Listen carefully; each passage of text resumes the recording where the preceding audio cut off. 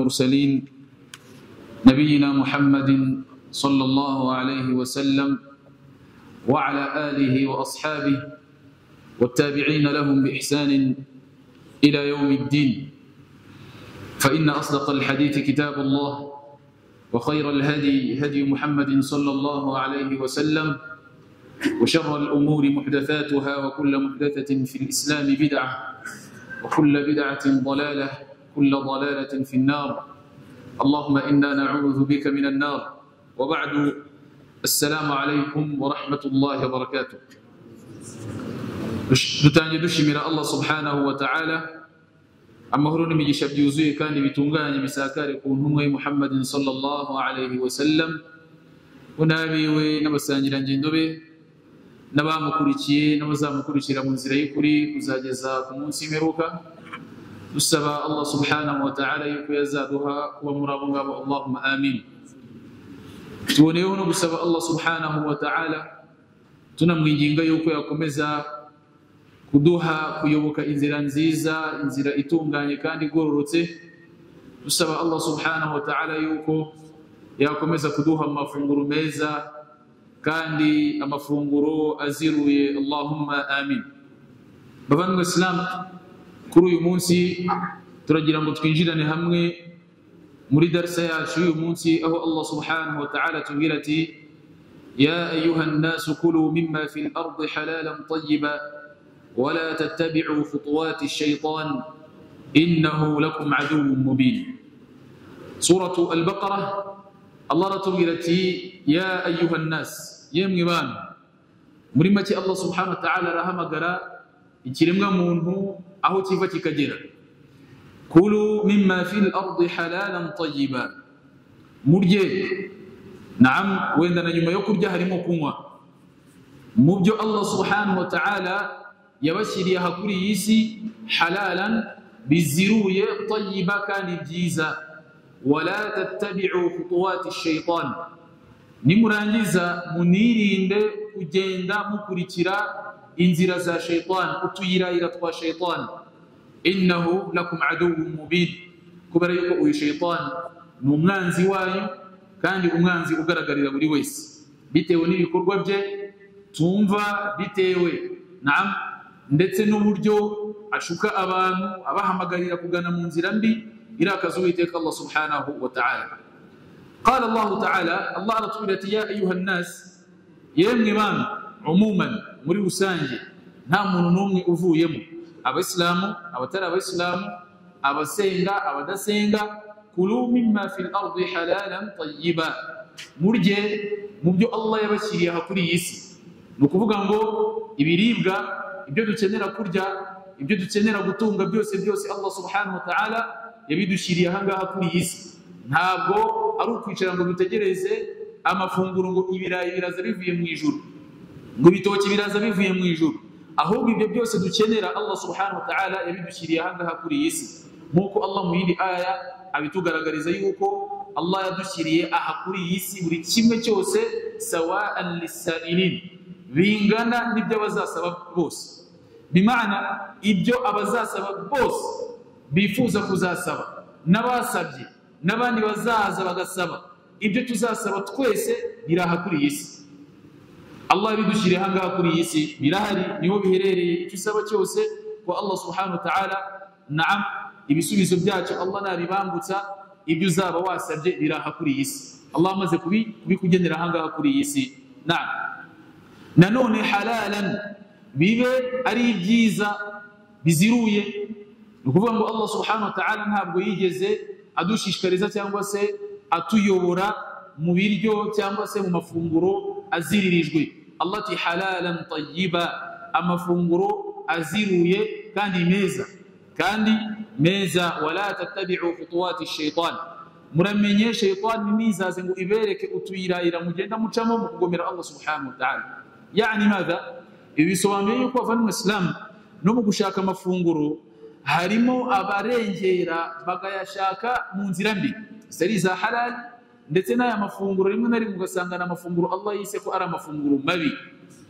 Bishatse kugaragaza yuko umwemera Imana no mu gushaka kw'amafunguro abagomba kwirinda shaytan, kugira ngo shaytan itamushuka akisanga yarengereye yatangiye no kujya gushakishiriza aho Allah subhanahu wa ta'ala yaziririje.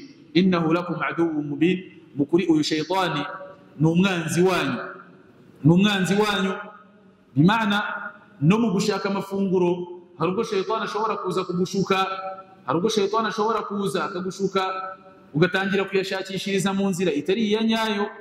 Naam, mu kwiba, mu kwambura abantu, mu gusahura abantu. Naam, ibi byose dusanzwe tubibona. Umuntu ugiye kujya mu bucuruzi aragenda, nagera iyo agiye ubucuruzi bwe haragira ibyo agobekamo mu kugira ngo atuburirwe amafaranga, yana amafaranga abe menshi. Haragira ibyo akora mu kwiba ku munzani, haragira ibyo akora mu kubeshya abantu. Abacuruza imyenda tujya tubabona baza bakatubeshya ngo imyenda ngo ni original, ihagaze neza, imeze neza, akawuguha, wawugeza mu rugo wawambara rimwe kabiri gatatu ugahita ucika, uzi neza amafaranga wawuguze. Abajya kugura ibiribwa ku masoko bakagenda bakababeshya yuko ari ibiribwa byiza bimeze neza, ariko babigeza mu rugo bagasanga byaraboze, cyangwa se bya bindi bajya badupfunyikira. Ugiye nko kugura nk'amavuta mu gacupa nk'aka ngaka, bakakugaragariza yuko aya mavuta aracyari mazima, nta kibazo n'amatariki wareba ugasanga nibyo, ariko wageza mu rugo wareba neza, washishoza ugasanga baragupfunyikiye bagushyira kandi gapapuro kagaragaza ko amatariki akiri mazima, kandi wenda ibintu byararangiye, byaramaze guta agaciro. Ibi byose rero ni zimwe mu nzira shaytani iza ikereka umuntu yuko ari nta kibazo ashobora kuba yakoresha izo nzira mu gushaka amafunguro. Abandi nabo bumva yuko kugira ngo ibikorwa byabo bitubuke bimere neza, amafunguro aboneke, ariko bagomba kubanza kujya kurya riba.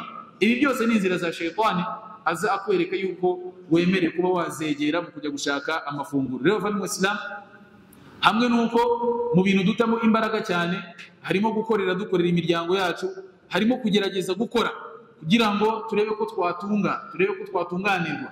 Ariko ibyo byose iyo wabishyizemo imbaraga, ntiwumvire Allah n'intumwa Muhammadin sallallahu alaihi wasallam, nta kabuza uzisanga wumviye shaytani, uri muri za nzira Allah yatubujije. Mu yindi aya Allah subhanahu wa ta'ala aratubwira ati ya ayyuhalladhina amanu kulu min tayyibati ma razaqnakum washkuru lillahi in kuntum iyyahu ta'budun. Allah aratubwira ati yemwe abemeye, nimurya mu byiza Allah subhanahu wa ta'ala yabagaburiye, washkuru lillahi, na nyuma y'ahangaha mwibuke gushimira. Ni igihumbi ubonye ku munsi mu nzira nziza wakoreye n'amaboko yawe, wavunitse ukaba watahana igihumbi, ukaba watahana 500, jya wibuka gushimira. Allah aratubwira ati rya muri ayo mafunguro meza, hanyuma unibuke gushimira. In kuntum iyyahu ta'budun, niba koko mwigamba ko mwemera Allah subhanahu wa ta'ala.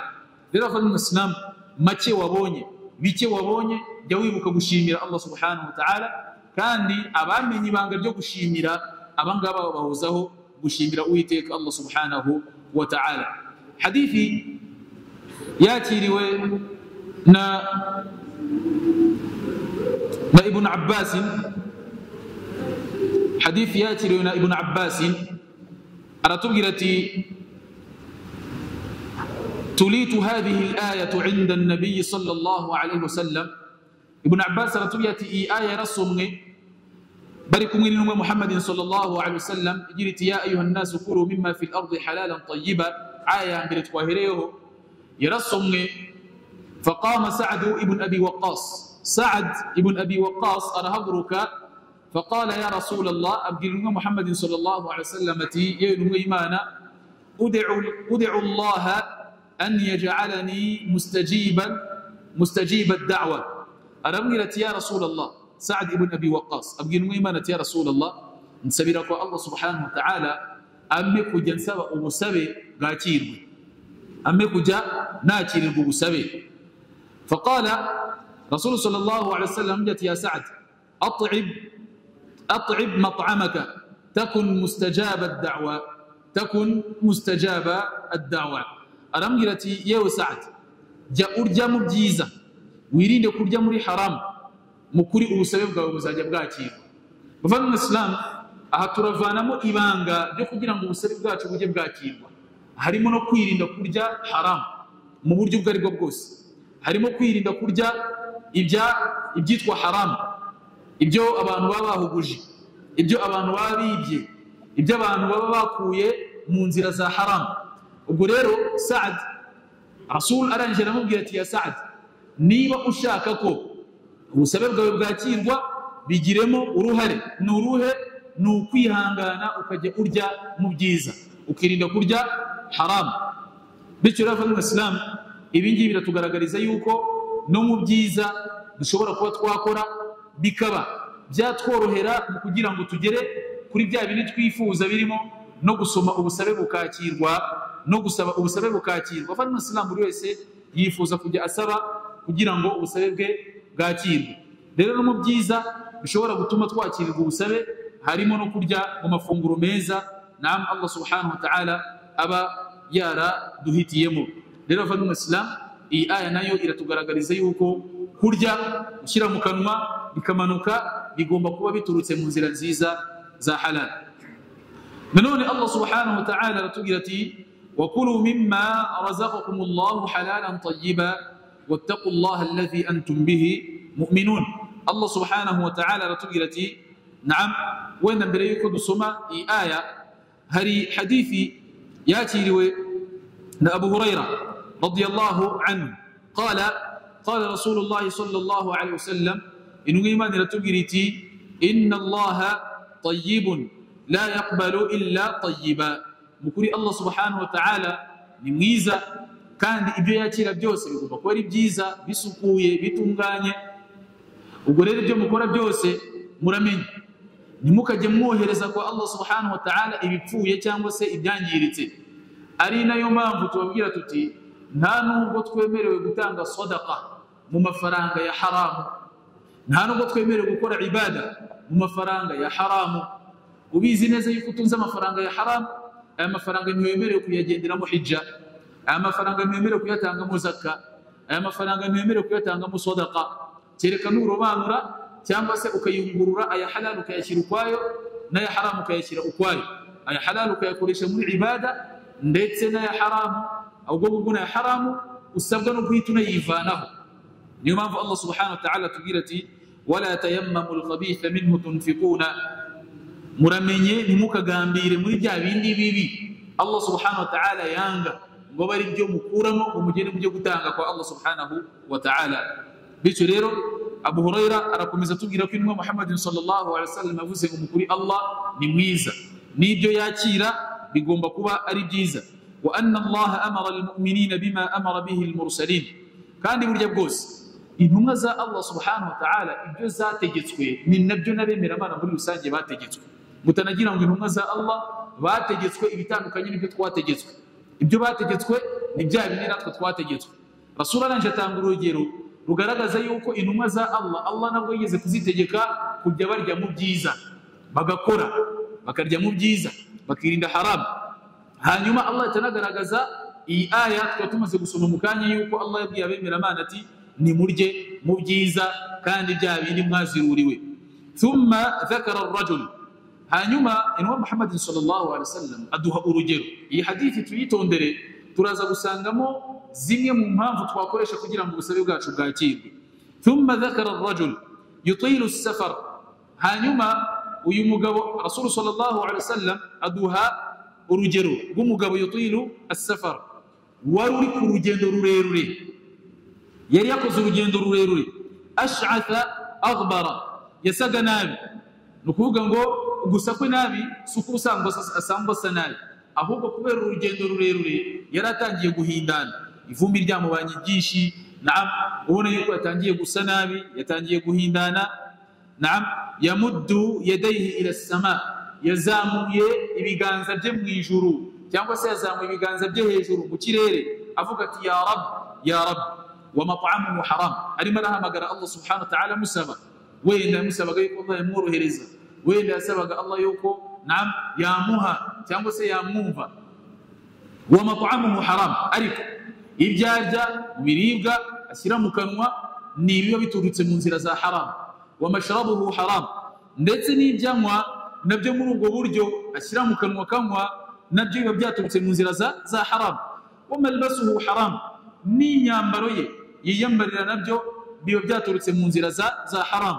Wa ghudhiya bil haram, ndetse uri kumva yuko n'ibiribwa bye wese muri make kurya kwe kunywa kwe byose ni haram. Rasul ati fa anna yustajabu lidhalik, ese uyu muntu birashoboka gute ko Imana yamwakirira?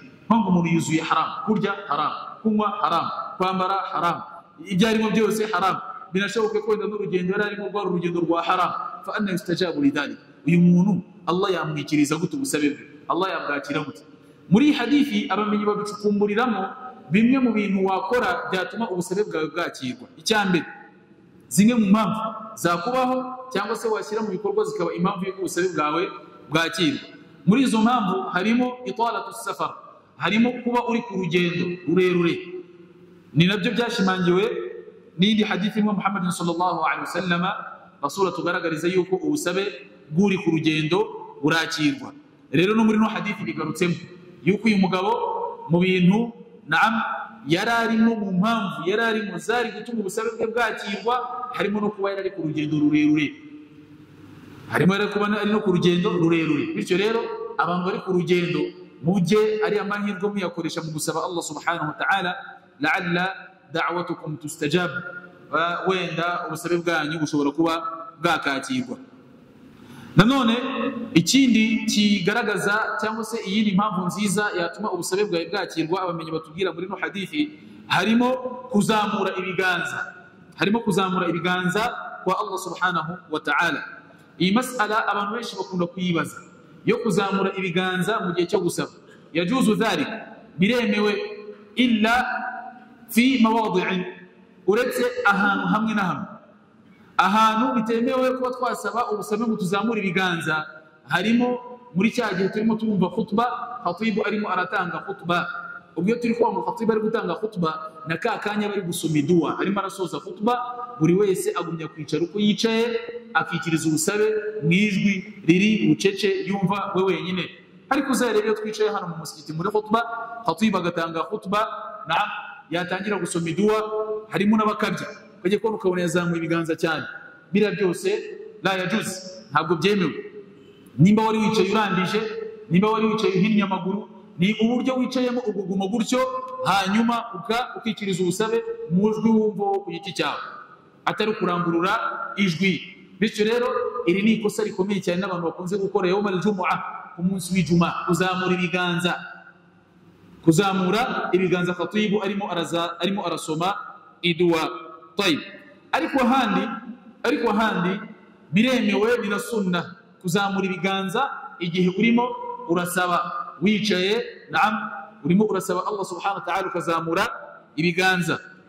Cyangwa se wenda muri qunut, dua al-qunut, kwa kundi tuba turimo turasoma idua ya qunut muri witri, kuzamura ibiganza yajuzu dhalika, biremewe hariya.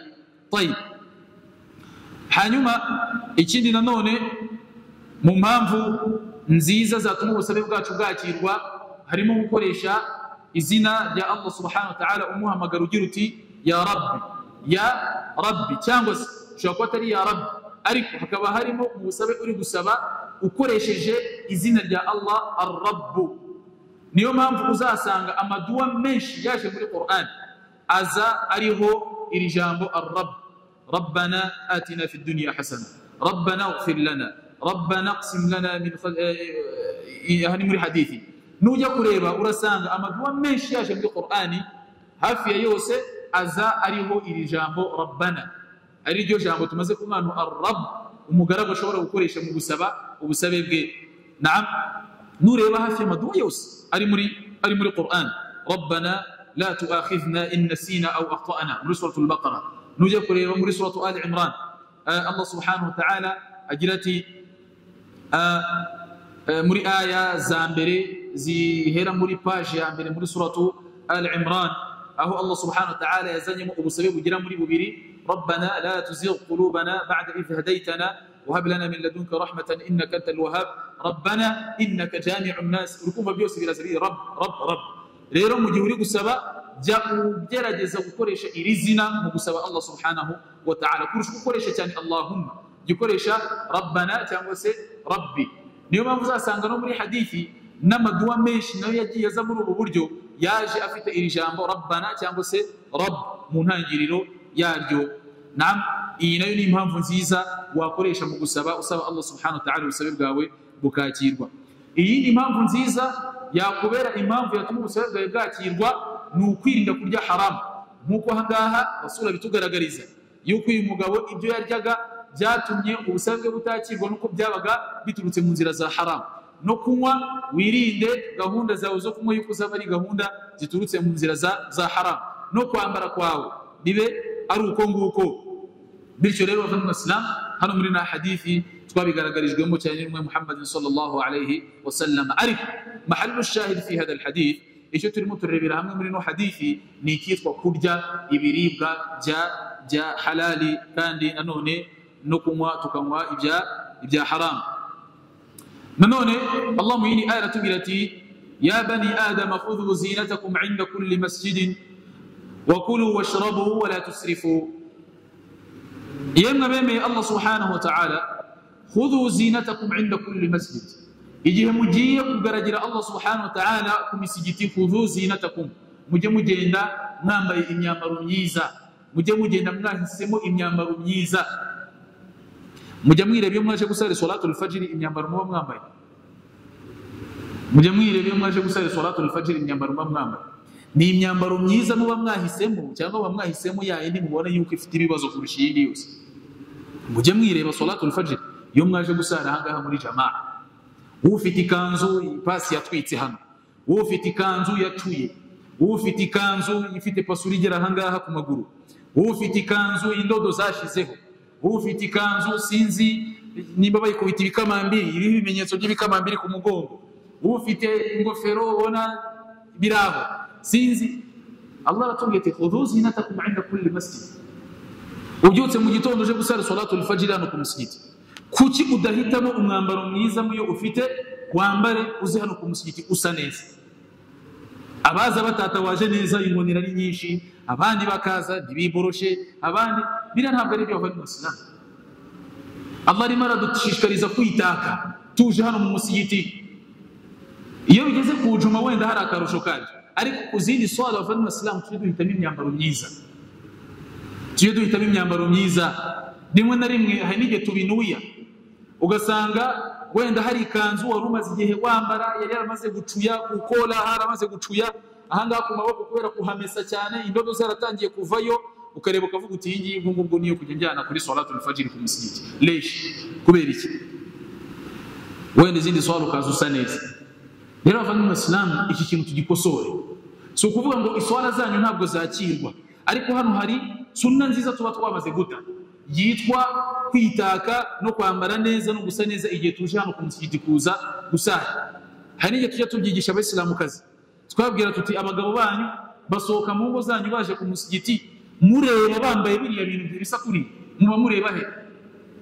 Muba mureba he? Kuko ari ninjoro hatagaragara, ugahura n'umuntu nyuma salatul fajr yambaye ibikweto bidasa, hano ku kuguru kw'iburyo hari igipapa, kuguru kw'ibumoso hari urukweto rufunze. Lesh uko akora salatul fajr nta uri buze kuza kureba ngo ni ninjoro, da wagombye kuzusa neza. Ibi biragaragaza yuko nibyujemo urabishaka, ubifitiye ubushake, ni nawo mpamvu wavuye mu rugo wabanje kwiyitaho.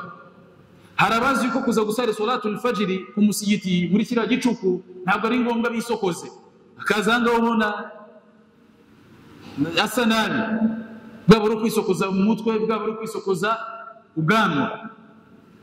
Yani iyi swala wallahi iri mu maswala akunzwe cyane imbere ya Allah subhanahu wa ta'ala, kugeza n'ubwo intumwa Muhammad sallallahu alaihi wasallam yanatugaragarije yuko iswala nziza ikunzwe kurusha izindi ngo niyo umwemeramana azasari muri jamaa ari kuwa gatanu salatul fajr, muri jamaa kuwa gatanu salatul fajr.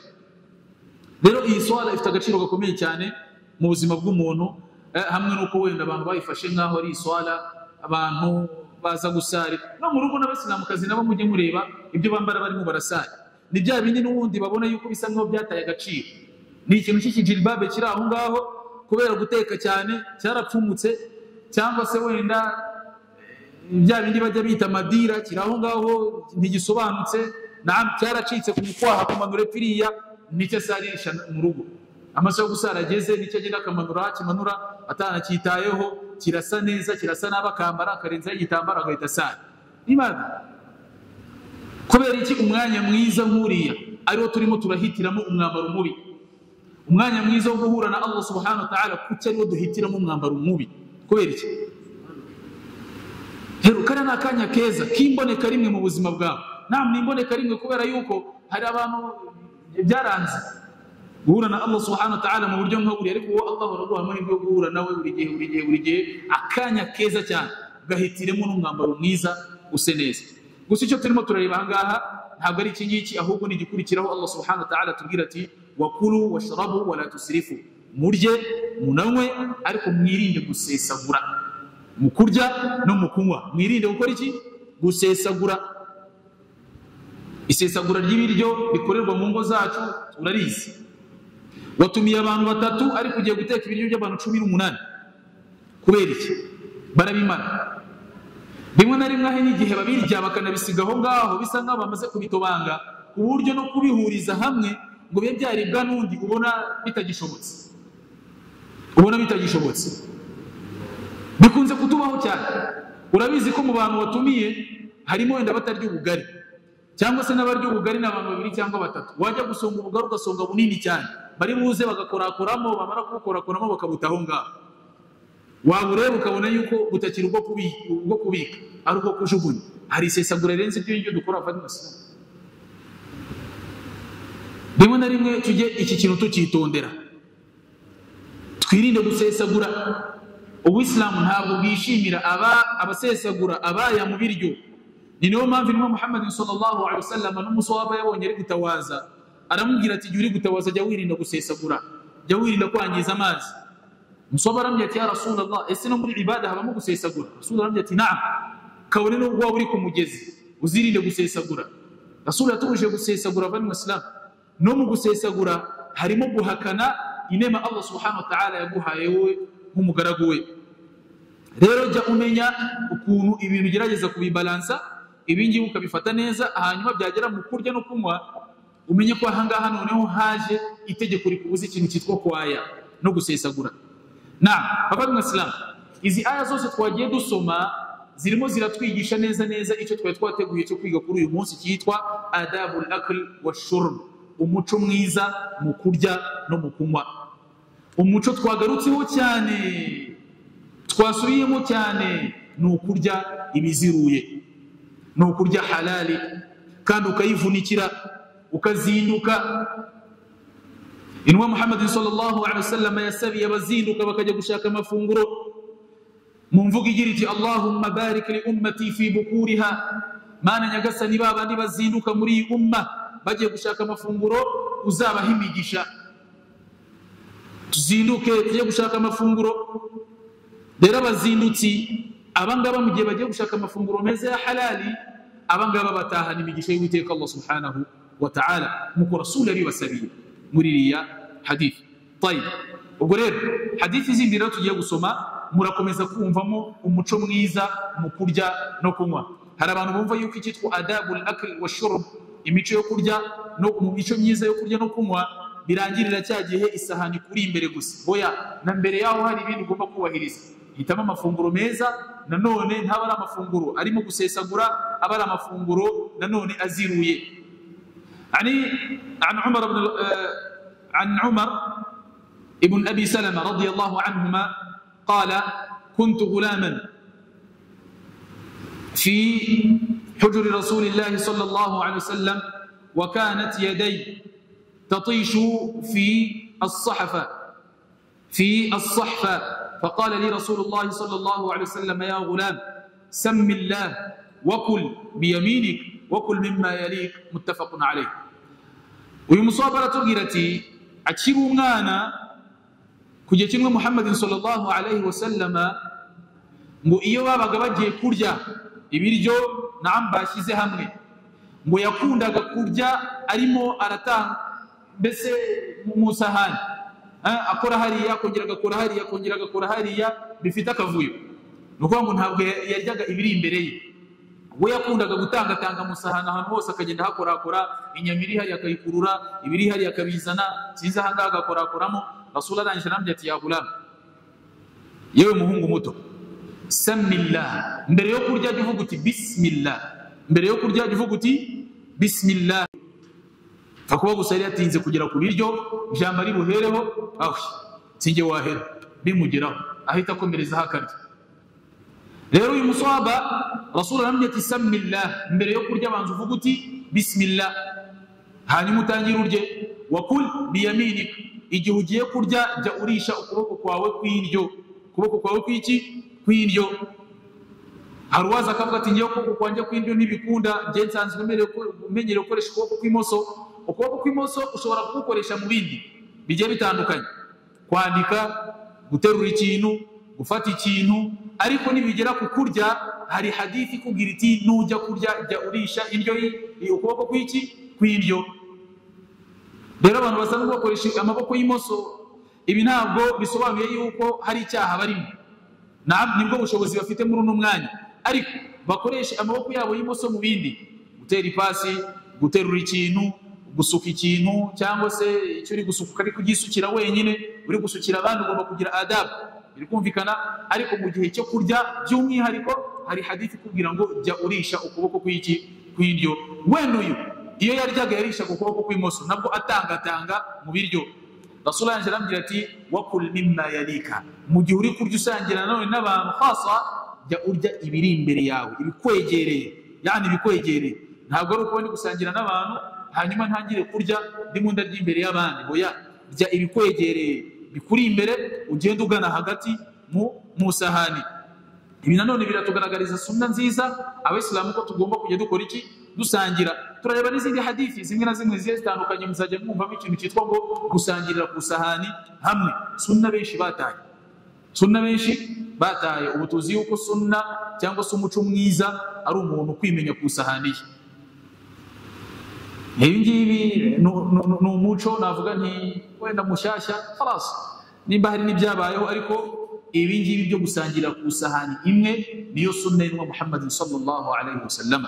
Ari iwawe mu rugo ibiryo mukabishyira ku sahani imwe, hanyuma mugahamagarana mugasangira, mugasangira.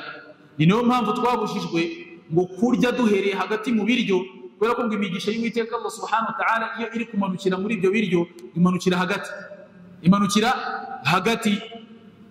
Rero bavandimwe Islam, ibi biratugaragariza yuko Rasul uko yabwiraga abaswaba adabu zo kurya, muri iyi mvugo wahitaga wumvamo yuko gusangira ari byo byiza. Rasul sallallahu alaihi wasallam, umuyahudikazi wari ugiye kumuroga nyuma y'urugamba rwa Khaybar, uyu nguyu ajya kumuroga, yagiye kumuroga ku biryo bari bashyize hamwe, abaswaba bagiye gusangira, abaswaba bari bagiye kubisangira. Uyu mugore yabanje abaza bari bari aho ngaho, ababaza ati Intumwa Muhammad sallallahu alaihi wasallam iyo akunda kurya inyama akunda kurya iyihe? Barayimubwira. Arangije aragenda arayifata, ayirundamo uburozi bwinshi, anayitereka imbere yaho mbese aho Intumwa Muhammad sallallahu alaihi wasallam yari gushikira hehe ku biryo. Barabizana neza ya nyama, bahita bayifesinga ku Intumwa Muhammad sallallahu alaihi wasallam, aribwo yashyize mu kanwa atarahekenya ngo amire, ino nyama ihita ivuga, irambwira iti ya Rasulullah, ndiho uburozi. Rasul arangije acira ibyo ndumva byarabaye mu mwaka wa 7 niba ntibeshye. Hanyuma ubu burozi bwaje kugaruka Intumwa Muhammad sallallahu alaihi wasallam mu mwaka wa 11, kandi atarigeze anabumira, uretse ko aho ngaho muri ako kanya hari umuswahaba we yamaze guhekenya no kumira, arangije ahita yipfira. Biba ngombwa ko uwo mugore baza kuza nawe kumukorera qisas, baramwica. Almuhim, icyo turi kureba aha ngaha ni uko Intumwa Muhammad sallallahu alaihi wasallam idutoza, nabyo tujye tunabitoza abana bacu kuvuga bismillah mbere yo kurya, hanyuma bakajya barya, natwe tukarisha intoki z'indyo. Waba ari ikanyu ufite, kwa kundi bagira gutya bakakubeshyesha ibinyabazungu ngo uzajya ufata mu ikanyu wifatisha imoso, ngo icyo mugifatisha indyo, nujya kurya ugurisha ngo uri kurisha imoso, hanyuma indyo iraho ngaho ngo yarimo irakata inyama cyangwa se yarimo irakusanya ibyo kurya. Hano baba bakubeshya, ahubwo niba ari uko bimeze nawe ujye ubifata, ahubwo ubicurike ku mvugo yabo. Ikanya ikiyiko ubishyire mu ndyo, hanyuma icyo cyo mugishyire ibumoso ukate urisha indyo, لا بأس بذلك. وعن أبي هريرة رضي الله عنه قال ما عاب رسول الله صلى الله عليه وسلم طعاما قط إن اشتهاه أكله وإن كرهه تركه. هنو هروني muco mwiza. Rasul sallallahu alaihi wasallam ngo nta narimwe yigeze anenga ibiryo ngo bivuge nabi. Inishtahahu akalahu, iyo yabiryaga cyangwa se yabonaga ari ibiryo biryoshye biteye apeti ngo yarabiryaga. Wa in karihahu tarakahu, yabona bitavamo akabireka. Uyu muco kuri bamwe waratakaye, kwa kundi bakuzanira ibiryo ukabireba ibi biryo ugatangira kubishyiraho inenge, waba uri no kubirya ugatangira kubiha inenge, birimo icyunyu cyinshi, ibi biryo nabyo ntibyatetswe neza, sinzi umuceri urumva ni mubisi, yani ugatangira kubiha inenge no kubituka. Rasul ahanga bakatubwira ngo iyo yaryaga akaryoherwa yarakomezaga akarya, cyangwa se yabireba akabona yarya akarya.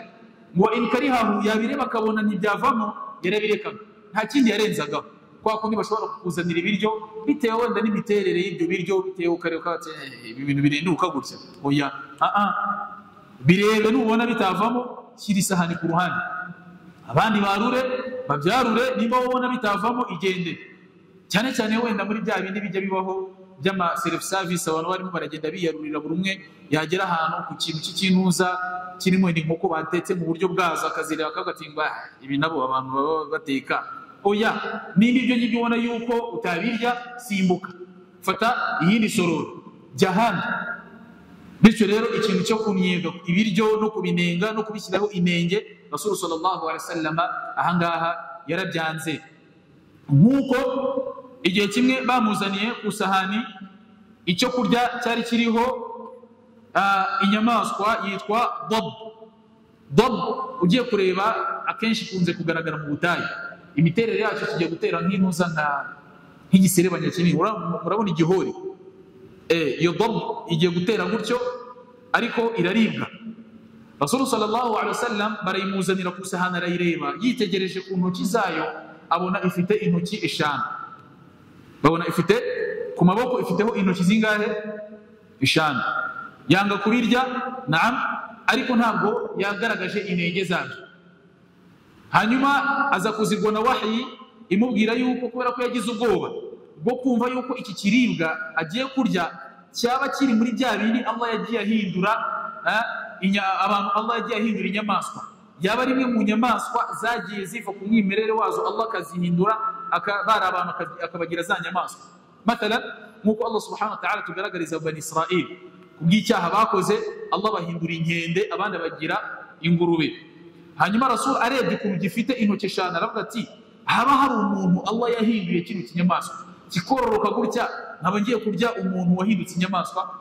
Hanyuma Rasul azirwa na wahyi imubwira iti abantu bahindurwaga ziriya nyamaswa, urubyaro rwabo Allah yahitaga rufunga, ku buryo iyo bapfaga kuriya bahitaga barangira kuriya muri buriya buryo. Ntabwo ari ukuvuga ngo hari abantu bahindutse inkende ku gihe cy'Abani Israel bakomeje kororoka, ahubwo byahitaga byifungira. Uwo wahindutse iyo nkende ntabwo yongeraga kubyara, ubwo yapfa agapfa gutyo. Ubwo inkende zisigaye muri kumva yuko atari izaturutse kuri bariya, cyangwa se n'ingurube zitaturutse kuri bariya. Ariko iki cyo kurya ntabwo yigeze akinenga, ubwo gusa yararebye aravuga ati ntabwo narya. Sawa, tayib. Hanyuma ahanga turi kumvamo iyindi adab mu bijyanye no kurya ndetse no kunywa.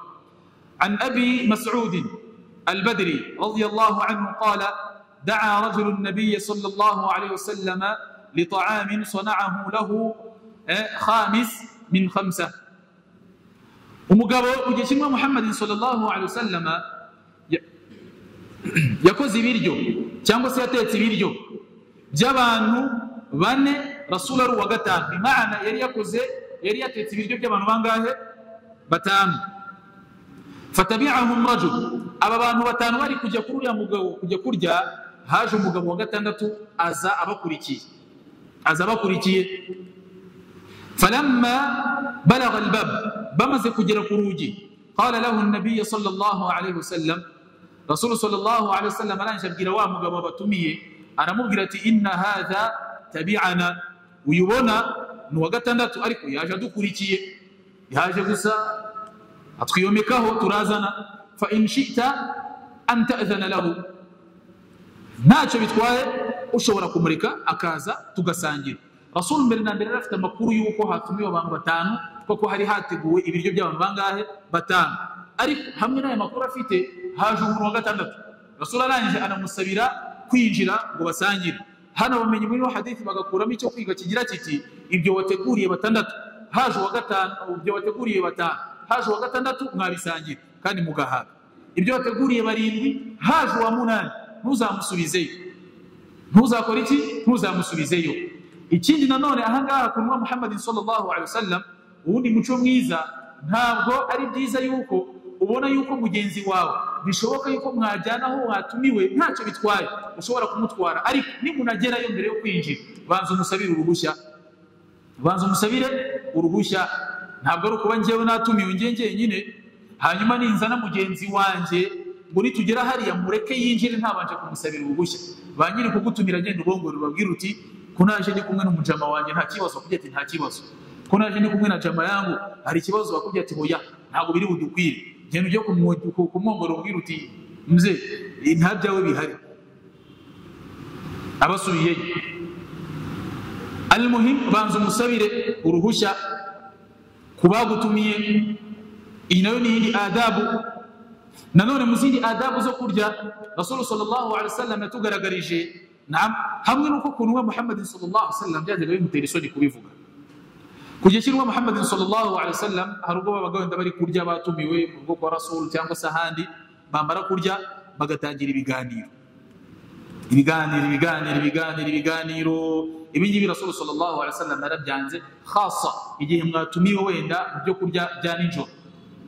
Abantu bagutumiye gusangira n'ibya nijoro, nimumara kurya Rasul yagaragaje yuko ari byiza guhita abantu bareba nawo gake bahita banasezerana.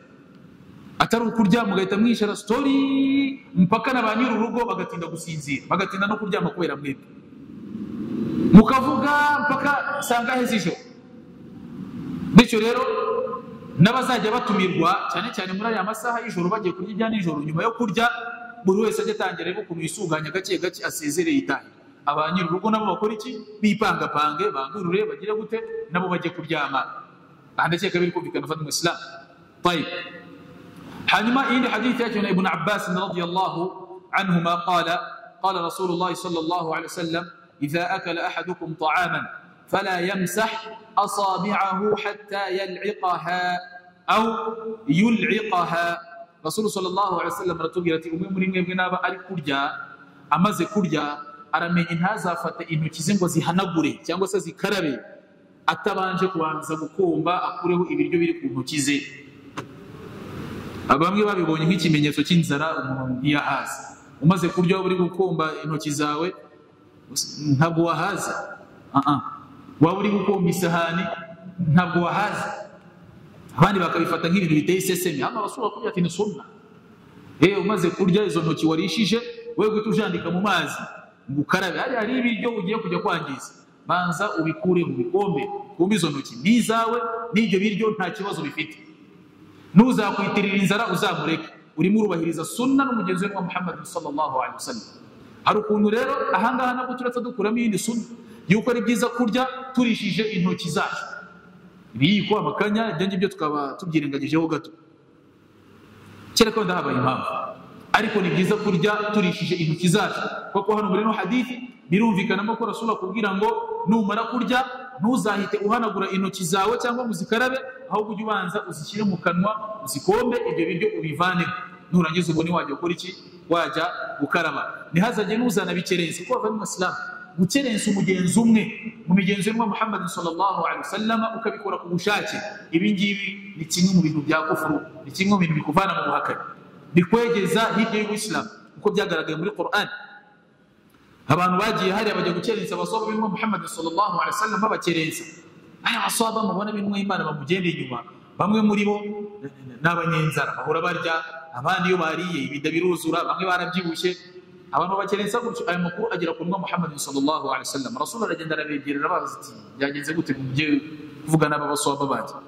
Aba babibonye ngo wa Rasulullah twa turimo turakina, twa turi gutera blague, ntabwo twa tugambiri. Rasul arabye ati la ta'tadhiru, ntimutange urwitwazo rwo rwose, qad kafartum, mwamaze guhakana.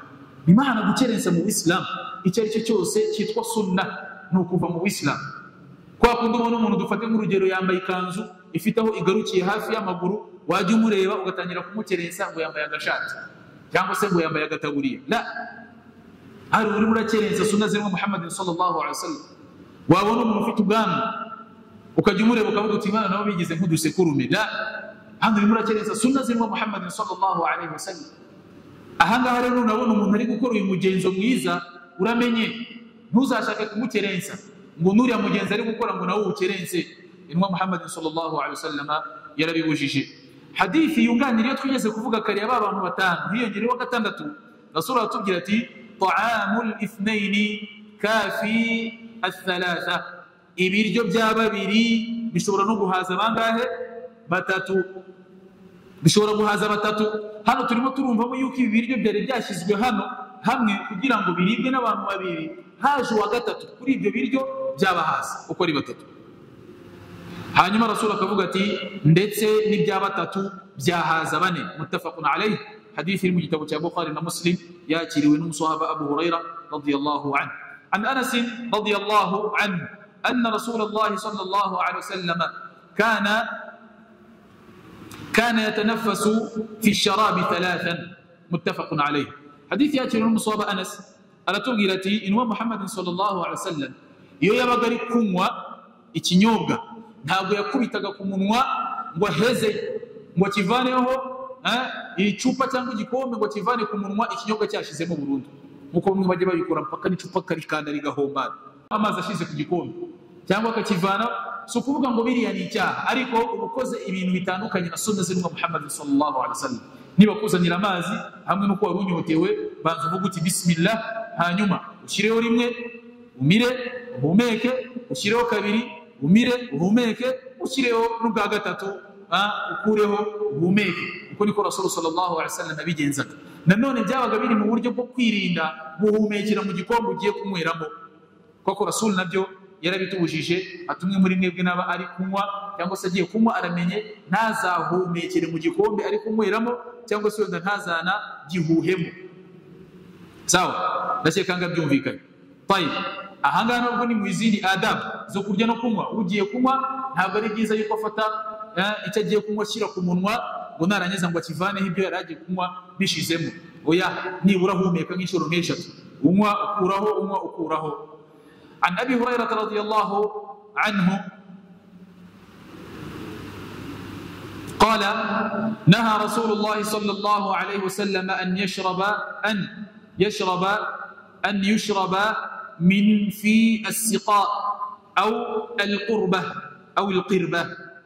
رسول صلى الله عليه وسلم يوجج أمونه كمويرا الحديث إيديو سبيل بيرفقوا هنگا وقال بيبيري نو كمويرا كمونوا w'igikoresho abantu benshi bagiye gukoresha barimo barasuka ikinyobwa dufate nk'urugero hari ubwo ku meza bashobora kuhazana akabido kaji twa tubido duto twa litiro 5 litiro 3 twaji ku buryo bari bugende basukira buri wese mu gikombe aka kabido Rasul yabujije yuko haza umuntu agakubitaho umuntu akanywa ibi Rasul yarabibujije cyangwa se ni jaga bazanye irimo ikinyobwa ukajya kubona ukabona umuntu araje afashe jaga isakubita ku muntu waranyweye nukuvuga ngo nk'iki cya rusange Rasul yabujije uwo ari wese kuza ngo ashyire ku munwa akora iki anywe ibi ngibi Rasul sallallahu alaihi wasallam yarabibujije n'abamenyi biganagaragaza yuko ngo hari n'umuntu wabona umaze kunywera kuri ako kabido apeti gahita icika ntiyongere no kunywa kuri iyo ji cyangwa se kuri icyo kinyobwa cyateguwe nanone Rasul sallallahu alaihi wasallam mu yindi hadithi iteye gutya nabwo yongeye arabibuza an Abi Umama رضي الله عنه أن النبي صلى الله عليه وسلم كان إذا رفع مائدته قال الحمد لله حمدا كثيرا طيبا مباركا فيه أبي أمامة من حديث ياشين بخارى رتوغيرة ومحمد صلى الله عليه وسلم يمرق كرجا يهيتك فقتي الحمد لله حمدا كثيرا طيبا مباركا فيه نجي حديث زغرا غزا ubundi busabe umuntu yasaba cyangwa se zindi zikri umuntu yakora amaze kurya ibi biratugaragariza binashimangira bya bindi twahereho tuvuga ngo nyuma yo kurya hakurikiraho gushimira Allah subhanahu wa ta'ala rero mu Islam hano muri hadith Rasul sallallahu alaihi wasallam tugaragarije yuko umaze kurya yajya avuga ati alhamdulillahi alladhi at'amani hadha wa razaqanihi min ghairi hawli minni wala quwwa bisobanura biti wena mbere ko turebi hadithi رسول أفغاتي وفوزت الحمد لله الذي أطعمني هذا ndashimira Allah subhanahu wa ta'ala we wangaburiye ibingibi warazaqanihi akanabingenera ngo Allah aba yabikugeneye akanabikugaburira ukabirya bikagera mu nda min ghairi hawli minni bikaba bitaturutse ku bushake n'ububasha byanje wala quwwa kandi nta n'imbaraga zose ushobora kubona bitayeho. Imbaraga ahangazi zo zinavugwa mu Islam. Buri wese ajye yireba iyo amafunguro yamugeze ku meza agiye kurya, imma Allah yabikugeneye urabirya hamwe nuko byageze ku meza, cyangwa se Allah nigeze abikugenera hamwe nuko byageze ku meza. Ibyo byamaze kugera ku meza nabo bamaze kwaruka. Kubw'ibyago hari umwana uri gukina aho bakaza agahita kubita isahani ibiryo bigahita bimeneka. Ibyo si ibya kwako. Ushobora no kumeneka nk'ahantu mu bitaka no kubitora mu birobanure n'ibitaka, ibyo si ibyago, si ibya kwako. Ushobora kuba ugiye kurya wamaze no kwaruka ukajya kubona ukabona bakohereje nk'ubutumwa arakubye ati ngo runaka arapfuye, ni umuntu wawe wa hafi, buryo uhita unabireba ukabura n'ukuntu ibyo biryo ubigenza. Ibyo ngibyo nabwo ntabwo byari ibyago. Ariko iyo Allah yabikugeneye akanaguha kubirya, Allah arabiguha, nurangiza ubirye binagere mu nda n'igifu gitangire kubikanjakanja. Kubera ko hari benshi kugeza iyi saha mu Islam niyo bariye ntabwo babirya ngo binyure mu kanwa, babinyuza ahandi mu masonde zanyuze mu mazuru, muri sonde zanyuze hehe. Ntabwo tujye tunashimira Allah subhanahu wa ta'ala mu Islam. Urabasha kurya ukanumva umunyu mu gihe hari abandi byaranze, urabasha kurya ukunywa ukumva birimo isukari mu gihe hari benshi byaranze burundu ibyo ngibyo. Ariko kano kanya wowe uranakanjakanja ugahekenya namu ugakacanga kabisa ukumva uburyohe bw'ibintu urimo urarya. Ibi byose ni inema za Allah subhanahu wa ta'ala. Ibyo byose ni inema za Allah subhanahu wa ta'ala. Alhamdulillah, urabirya bikagira mu gifu, igifu kikabisya kikakurobanurira, ibi n'umwanda, ibi n'amavitamine bikoherezwa mu nda ahantu hose hagiye hatandukanye. Mu gihe abandi hari byanze muri ubwo buryo, niyo ariye bikigera mu gifu bihita bigaruka. Niyo ariye byagera mu gifu, igifu nikibisye neza, bakajyana mu gihe ufite ibibazo mu gifu, ibifu byajemo ibisebe, ibifu byapfukaguritse n'ibindi bigiye bitandukanye. Wowe uracyabashije muvandimwe, jyewe wibuka gushimira Allah subhanahu wa ta'ala. Muri no hadithi rero Rasul ati yajyaga akunda kuvuga ati alhamdulillah, ishimwe ni rya Allah subhanahu wa ta'ala, hamdan kathira, amashimwe menshi, tayyiban meza, mubarakan fihi, kandi arimo n'imigisha myinshi igiye itandukanye. Rero abavandimwe mu Islam ni byiza kumara kurya ugashimira. Naam, nanone abavandimwe mu Islam twabujijwe kurya ngo kwa kundi umuntu arya akagira ngo akagwa n'ivuto, nuko byitwa nukugwa ivuto. Ibi nabyo twarabibujijwe kubera imvugo na turi buze kuza no kubona ya Umar ibn al-Khattab radiyallahu anhu. Niyo mpamvu bakubwira ngo nuburi kurya jya ugene ahari bujya amazi, ahari bujye ibiryo, ukene no guhumeka mu wundi mwanya. Ariko izo pariti zose ukoresha tunugenda ukarundarunda n'ibirayi birarangira wisugwa aho ngaho. Mujya mubona abayisilamu aha ngaha mu kwezi kwa Ramadan, salatul isha, bamwe kujya kuri ruku biba bigoranye. Ajya kuri ruku ukabona ntari kwihina neza, bafite ubwoba ko bibuce mu matwi, yani ukabona ntabwo ari kwihina kisawasawa. Abandi salatul maghrib muri jamaa byarabananiye. Kubera iki? Batora adhana yo kurya iftari agahita arundayo, ubwo uyu nguyu hani igihe umubwira ati basi haguruka tujye ku musiti gusari, akabyumva atinze cyane.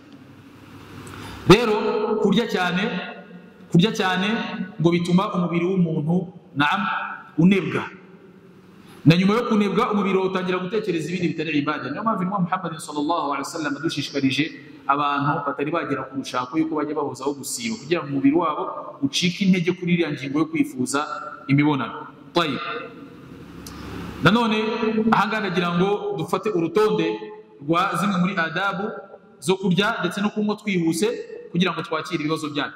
Icyambere, an yakuna at-ta'ama halalan tayyiba. Dushingiye ku byo twavuze byose, ni byiza yuko ibyo ugiye kurya byaba biziruye kandi ari byiza. Ukagerageza kurobanura, ukamenya ngo ibi ngibi ngiye kurya, ibyo ngiye kwambara, ibyo ngiye kunywa biri muri wa mutungo wa halali nakoreye, biri muri wa mutungo wa halali wenda nahawe. Gutyo ibi ngibi biri mu mpamvu twagaragaje yuko zituma n'ubusabe bwacu bwakakirwa. An-niyyatu bil akli litaqwiyati ala ibadati Allah. Bavandimwe Islam, rero ukuntu Islam ari bwiza, buriya birashoboka yuko no kurya kwawe bishobora kuba ibada, ukanabihemberwa kuri Allah subhanahu wa ta'ala. Ni ryari? Ni igihe uriye kunuya yuko ibi ugiye kurya bigiye kuguha imbaraga zo kubasha kugaragira Allah subhanahu wa ta'ala.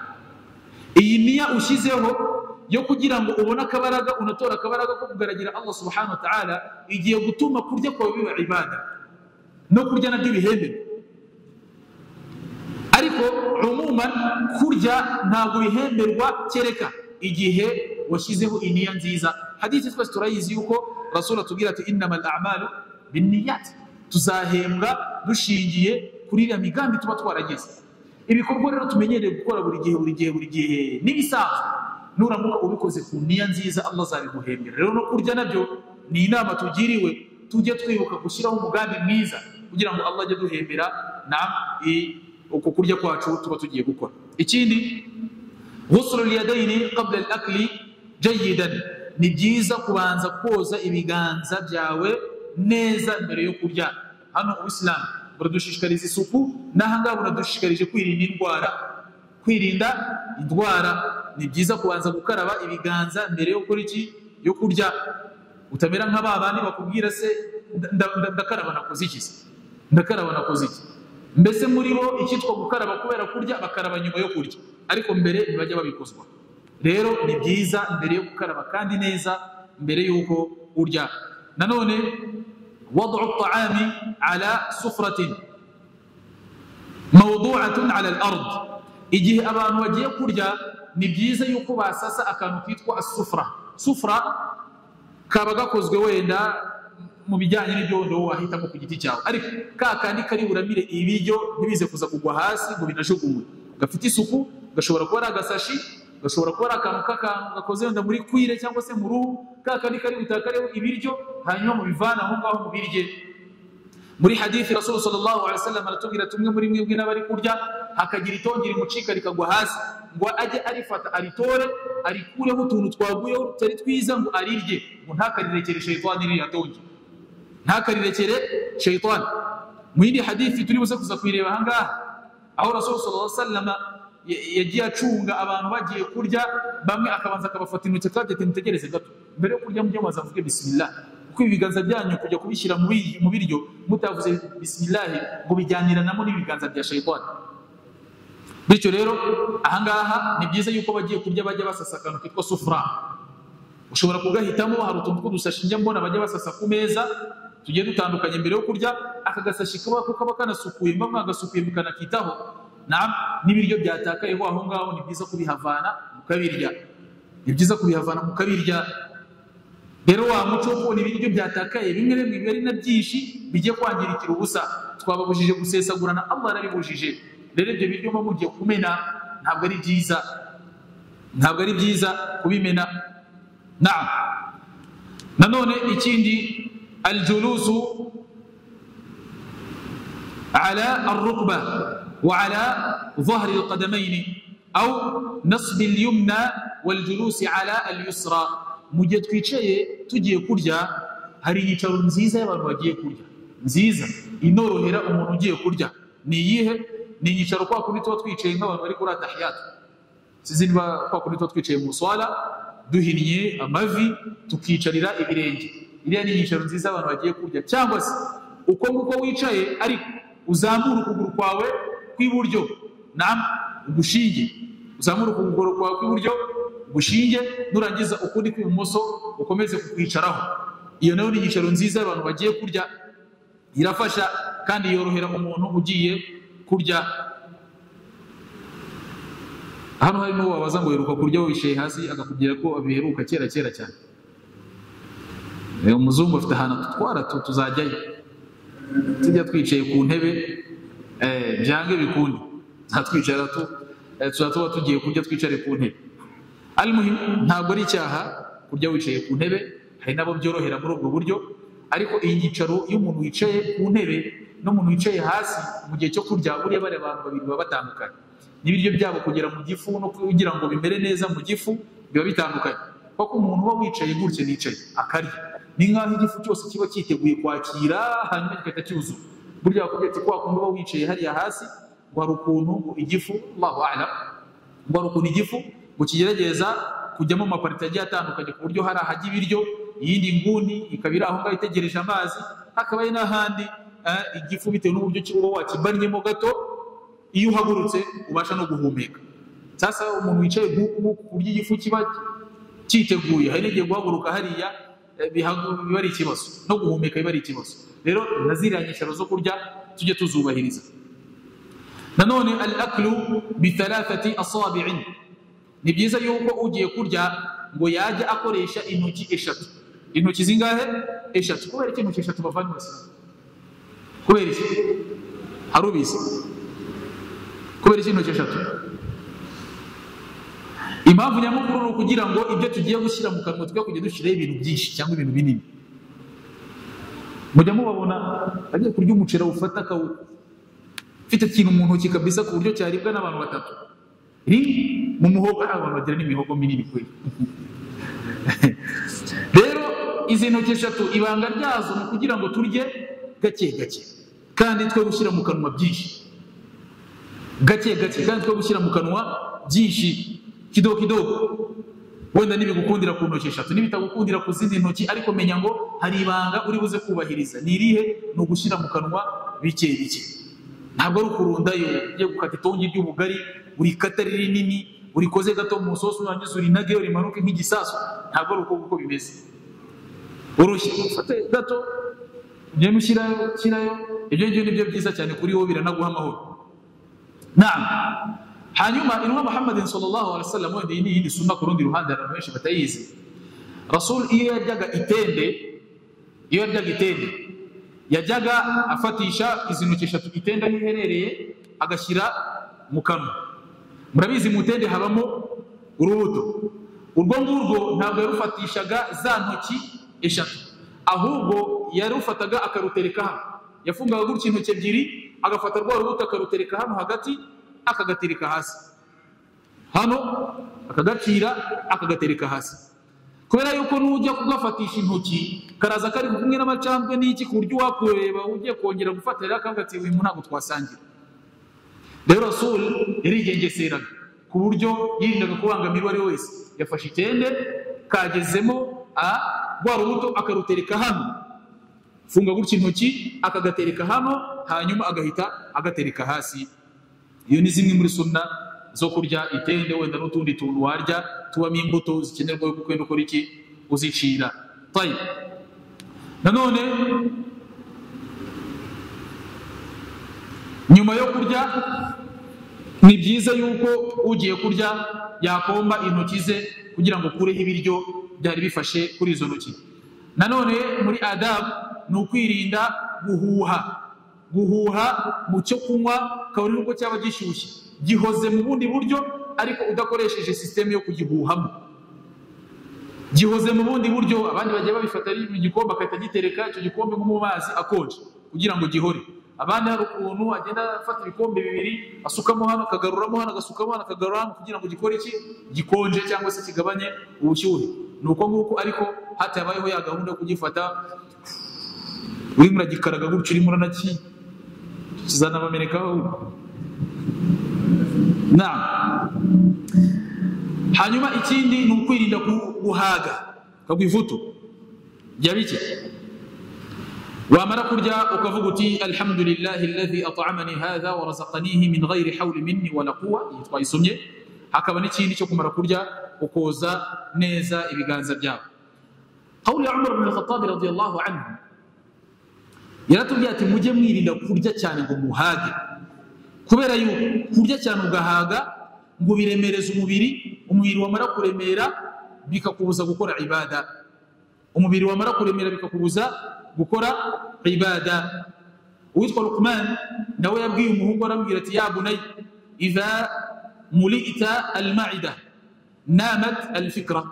Arambwira ati yewe umuhungu wacu, igifunura mu kucyujuje kigahaga ibitekerezo bihita biryama, gutekereza bihita biba dhaif. Vuba mu icyo gihe umuntu gutekereza ko bihita capacity yo gutekereza muri uwo mwanya ihita imanuka. Aranje aramubwira ati wa khasirta al-hikma. Hanyuma igihe wamaze kurya wahaza, gutekereza bikaba low cyangwa se bikaba dhaif, icyo gihe ngo n'umuntu kuba yagira ubugenge muri uwo mwanya anavuga amagambo meza yarobanuye yahisemo nabyo biba ikibazo. Niyo mpamvu rero hari igihe uzajya ubona iyo umuntu yamaze guhaga ariko agira amagambo menshi ariko atangira kuvugavuga ariko la. Niyo mpamvu rero umuntu wariye akarya mu rugero ibitekerezo bye bikomeza gukora. Rero bavandimwe Islam tujye turya atari kugira ngo nkuko Umar yigeze kuvuga mu yindi mvuga akavuga ati abantu bakagombye kurya ari uko bashonje, yumva akeneye kurya. Mu gihe utari wumva ukeneye kurya ubiretse gato ukomeze ukoresha ibiri mu mubiri, wirinde gusonza gusa. Hanyuma ngo niyo turiye twirinda guhaga cyane, twirinda guhaga cyane. Ahangaha hadithi tugiye gusozerezaho twigeze kuyivuga, ntabwo turi buze kuza kuyitinda, nta byinshi turi buze kuza kuyivugaho. Ni ya yindi y'abantu ku gikinwa Muhammadin sallallahu alaihi wasallama baje buri wese azahitira mu sahani ashyiramo ibiganza, ahitira mu sahani ashyiramo ibiganza. Hanyuma ibyo ngibyo Rasul arabyanga aravuga ati ubanza utuze uvuge bismillah. Icyo kiganza uzanye kitariho bismillah ngo burya bwose ngo kiza kiri kumwe n'ikiganza cya shaytani ugiye gushyira muri ibyo biryo. Wallahu a'la wa a'lam. Ndumva ahangaha ibingibi byaba bihagije inshallah, ku buryo mu isomo ry'ubutaha tuzafata ikindi cyo kwiga bi'idhnillahi subhanahu wa ta'ala, kubera yuko turimo turagenda twinjira dusobanura igitabo Dalilus Sa'ilin kirimo aya masomo menshi agiye atandukanye bi'idhnillahi subhanahu wa ta'ala. Dusaba yuko Allah yazadufasha tukakirangiza. Ni kinini cyane, kirimo page zigera muri 640, twe turacyari kuri page ya 36, ariko tuzakigerayo tukimareyo bi'idhnillahi subhanahu wa ta'ala. Dusaba Allah yuko yabidufashamo, Allahumma amin. Ubwo rero uyu ni umwanya wanyu ku bafite ibibazo. Barakallahu fikum.